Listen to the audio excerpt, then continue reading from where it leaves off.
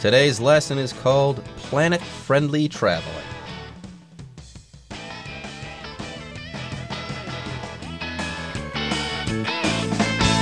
Hello, everyone. My name is Jeff. And my name is Helen.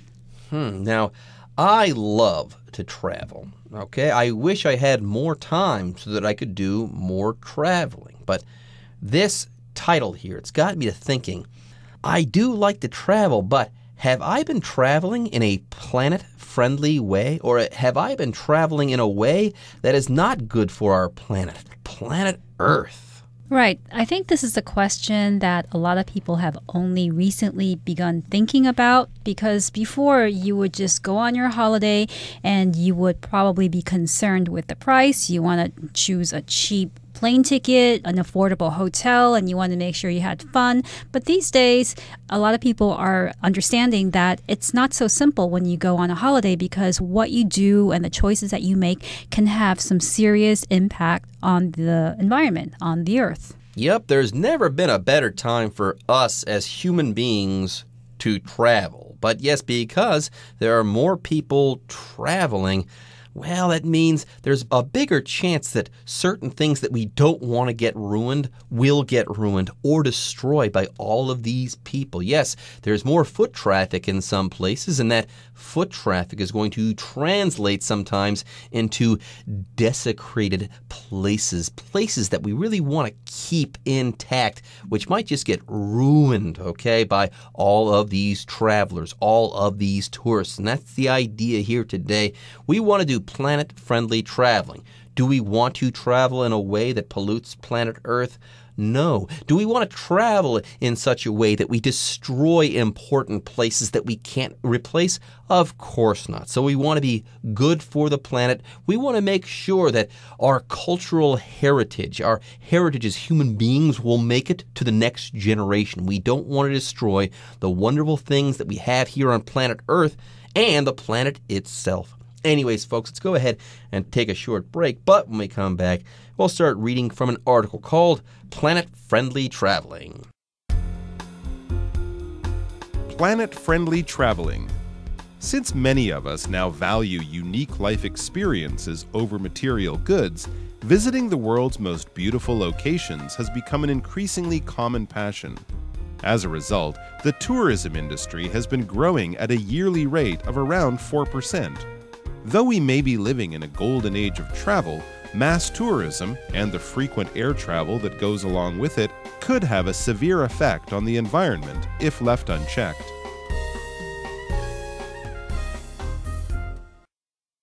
大家好，第一部分我们看到单字 yearly， 这个字可以是形容词，意思是每年的、年度的、一年一度的。例如The organization holds a yearly event to raise awareness of the dangers of smoking. 这间机构每年都会举办活动，提升大众对烟害的意识。这个字也可以是副词。举例来说 The magazine is published yearly in the spring. 这本杂志每年春天出版。接着我们看到单字 severe， 这个字是形容词，指严重的、严峻的。例如Global warming has a severe impact on our planet, which will keep growing if we don't change our habits. 全球暖化对我们的地球造成了很严重的影响，如果我们不改变自己的习惯，它就会继续恶化。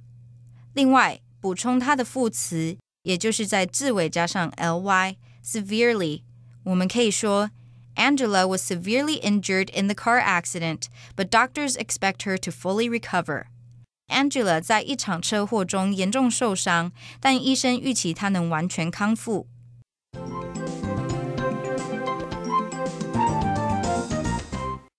And welcome back. So we'll get right into the first part of our lesson on planet-friendly traveling. And in this first sentence, we have the following. Since many of us now value unique life experiences over material goods, visiting the world's most beautiful locations has become an increasingly common passion.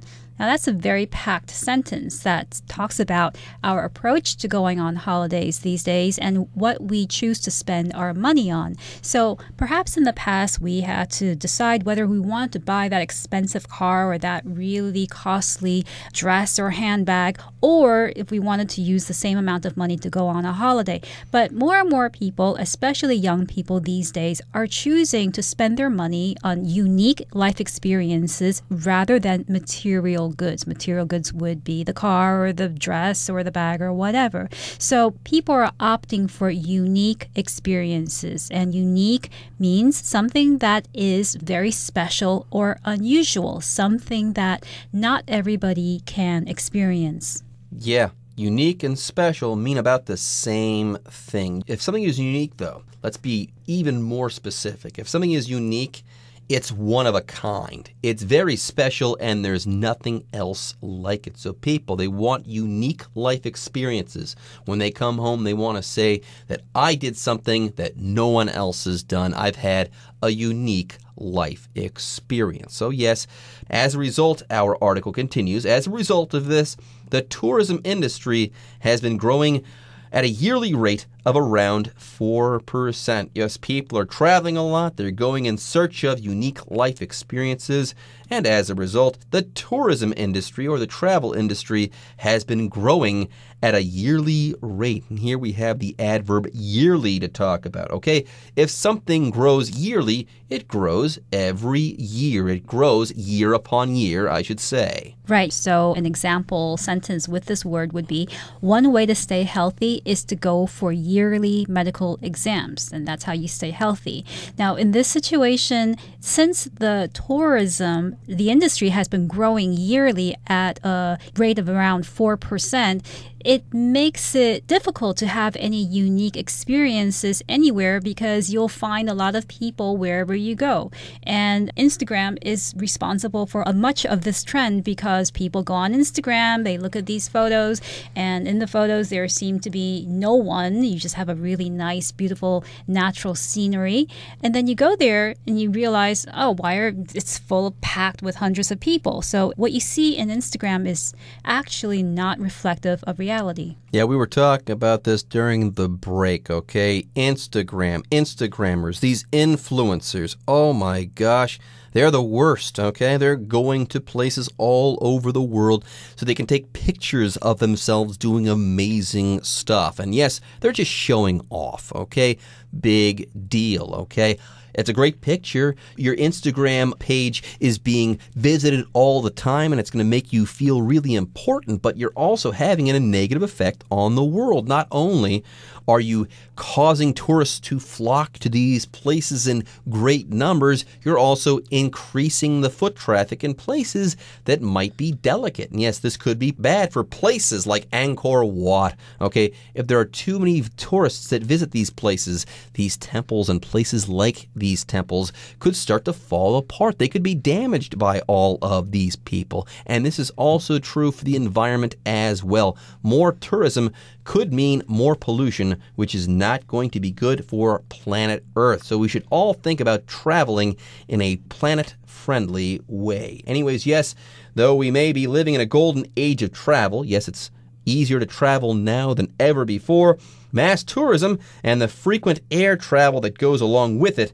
could have a severe effect on the environment if left unchecked. So not only could you be trampling planet Earth under your feet, or under foot traffic, I should say, here planet Earth could be suffering due to the foot traffic that these tourists are bringing with them, but you could also just have a severe effect on the environment because of air travel. Whenever you're traveling from one place to another, you're taking an airplane, and if more people are taking airplanes, that means that there are going to be more emissions related to airplane travel, and this could have a severe effect on the environment if left unchecked. That's right. So the damage isn't done only after you get to your destination, after you get to the place where you're going to have your holiday. It begins once you get on the plane, because even air travel, imagine how much fuel is used on an airplane during a flight and how much pollution that can cause. So the damage can be quite severe.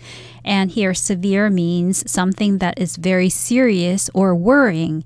I could say, for instance, according to the weather report, a severe storm is heading our way. So if we don't check the severe effects of travel on the environment, meaning if we don't do something about it or try to control it, then the effect can be worrisome. It can be very serious, and maybe it can get to a point where we won't be able to do anything about it anymore. There you go. All right, folks, with that, it's time for us to take a short break, but don't go away. When we come back, we'll be reading some more about planet-friendly traveling.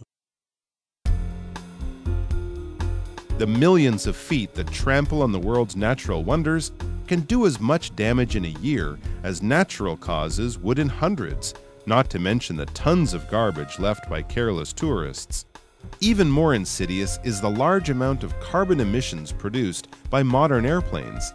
In 2018, 4.3 billion passengers traveled by air, which was 38 million more than the previous year. Its effect was once almost negligible, but now air travel accounts for 2% of global carbon emissions.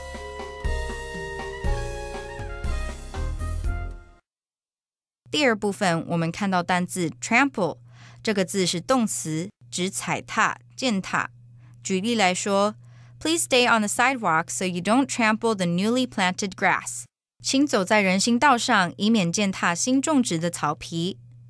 接着来看一个形容词 insidious， 指不知不觉加剧的、改变问题等等潜伏的。例如 mental stress is an insidious condition which can be harmful to the body。精神压力是潜伏性疾病，可能对身体造成伤害。另外，这个字除了上面的意思，还可以指阴险的、狡诈的。我们可以说 The insidious woman tried to scam thousands of dollars out of unsuspecting men。那名狡诈的女士试图在毫无戒心的男人身上骗取数千美元。再来，我们看到名词 carbon， 代表碳的意思。例如 Carbon is one of the most common elements in the universe。碳是宇宙中最常见的元素之一。接着我们看到单字 emission， 这个字是名词，可数时是排放物，不可数时是指气体、能源等排放、散发。我们可以说 By taking public transportation instead of driving, we can help reduce carbon dioxide emissions。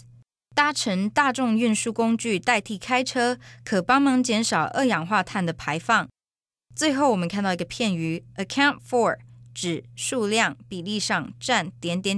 举例来说 The elderly accounts for the vast majority of our city。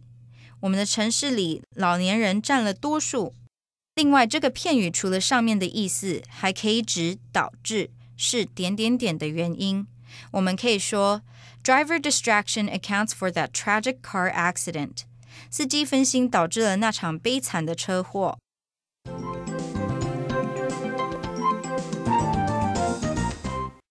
Okay, welcome back, and let's get right into the next part of our lesson. It says here, the millions of feet that trample on the world's natural wonders can do as much damage in a year as natural causes would in hundreds. Not to mention the tons of garbage left by careless tourists. So let's look at the first part of the sentence. We have a vocabulary word, trample, which means to injure or to damage something by stepping on it. So with mass tourism, with thousands of people, maybe millions of people going to visit a place that used to not have a lot of people, maybe a natural environment, imagine millions of feet walking, trampling on the earth, on flowers, on grass, on the nature, and imagine how much damage that can cause to that environment. Yes, the world is a fragile place. Not only are there natural wonders that you might be visiting and ruining because you're walking all over them, but there are places on earth, things that people built hundreds of thousands of years ago that, yes, you can also ruin by walking on it, okay? And walking on it way too much. Yes, more tourists means more foot traffic, which means that the earth and some of the great wonderful things that we have on earth are being destroyed or trampled as well. For instance, the elephant trampled the lion. Yes, you don't want to mess with an elephant in the wild. Even a lion can get trampled, walked on, and crushed under the feet of an elephant. Anyways, yes, it says millions of feet are trampling the world's natural wonders and also human-made wonders, I should add as well. And this is causing a huge amount of trouble. Yeah, even more insidious, though.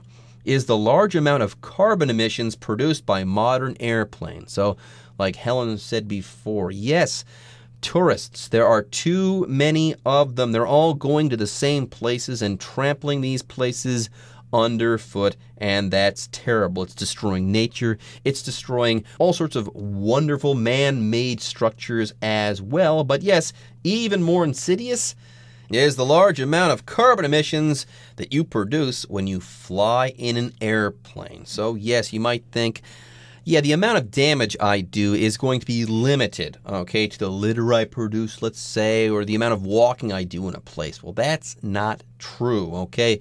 Just by taking that airplane to that exotic location that you want to visit, just by doing that, you are contributing to a large amount of carbon emission. Right, and here it's interesting, this word insidious, because it refers to something that's dangerous because it doesn't seem to be dangerous. It seems to be harmless. So people might think, oh, okay, I'll take a plane, I'll travel a few thousand kilometers, it's nothing, but it's actually insidious. Even though it may seem harmless, it will cause harm to the environment because flying is responsible for a large amount of carbon emissions produced by airplanes that go into the air. Now here, carbon, if you just look at the word itself, means it refers to a chemical element that is found in all living things. It's found in humans, it's found in plants and animals, and it's also found in diamonds and coal. But carbon emissions refers to the gas that is produced when we burn fossil fuels. So carbon emissions is very bad for the environment. It's bad for the air because it is responsible for greenhouse gases and climate change. There you go, carbon emissions, CO2 principally, but there's also, I believe, methane and maybe carbon monoxide. You'd call these carbon emissions one way or another. Bad gases are being released into the atmosphere, and these gases often do contain the element carbon. That's what we're talking about when we're talking about carbon emissions. Now, let's go ahead and put a number on these carbon emissions and how travel contributes to carbon emissions. Get this. In 2018, 4.3 billion passengers traveled by air, which was 38 million more than the previous year, and its effect was once almost negligible, but now air travel accounts for 2% of global carbon emissions. There you have it. There's the number, 2% of global carbon emissions. And even though 2% may not seem like a lot, it actually is quite a lot in terms of the total amount of global emissions that are being produced by different sources. So the fact that airplane travel is producing 2% of global carbon emissions is quite significant and something that we should worry about. And going back, let's look at the phrase accounts for in this context, which means to form, use, or produce a certain amount of something. So in an example sentence, I could say, females account for the majority of the students in this class. There you have it. All right, folks, with that, it's time for us to take a short break, but don't go away. When we come back, we'll be wrapping up day one of our article on planet-friendly traveling. For those of us concerned about the environment, what can be done to make sure our travels are as environmentally friendly as possible?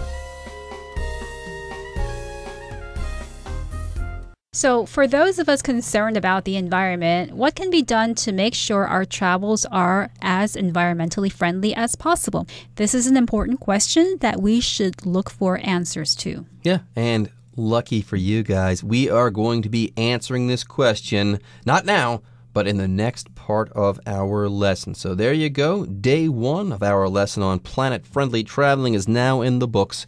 But stay tuned. Next time we'll be answering this question, how to be more planet-friendly when traveling. So stay tuned for that. And also, stay tuned for the Chinese teacher. She's on her way right now.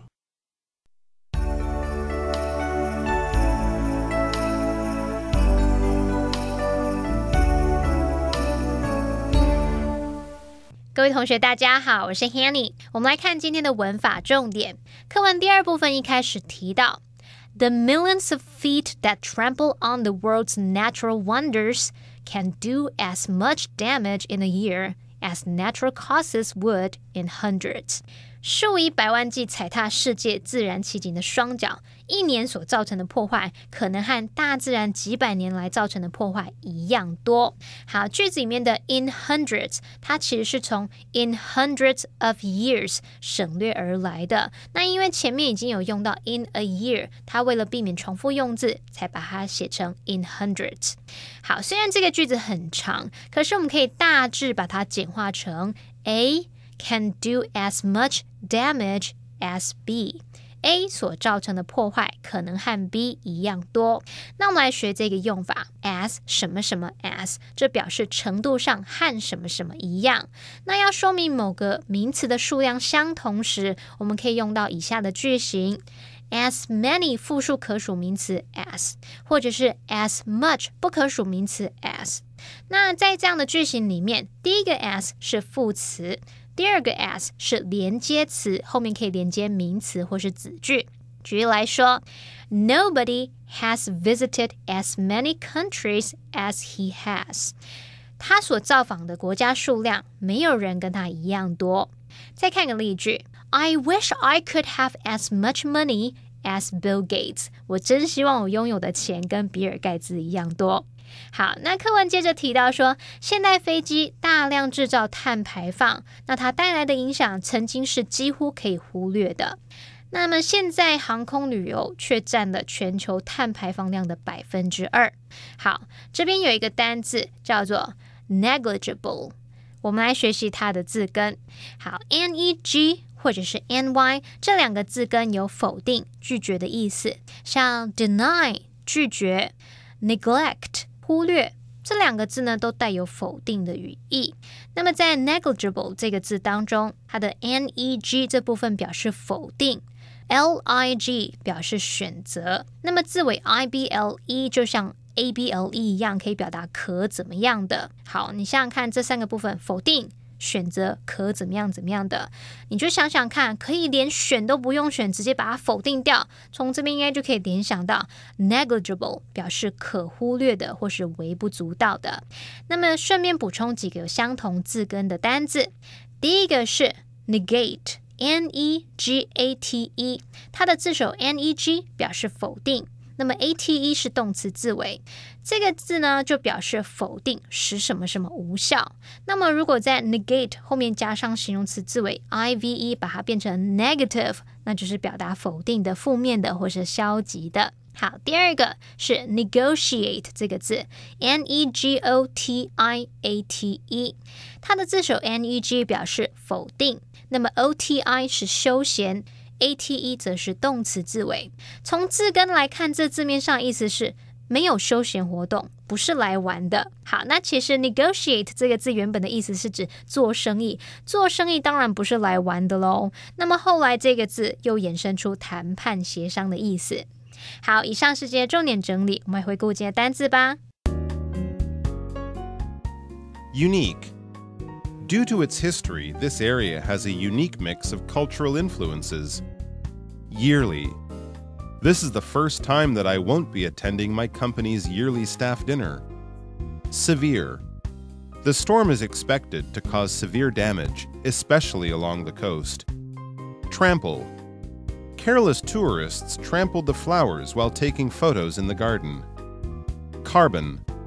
Some countries have decided to put a carbon tax on coal, oil, and natural gas.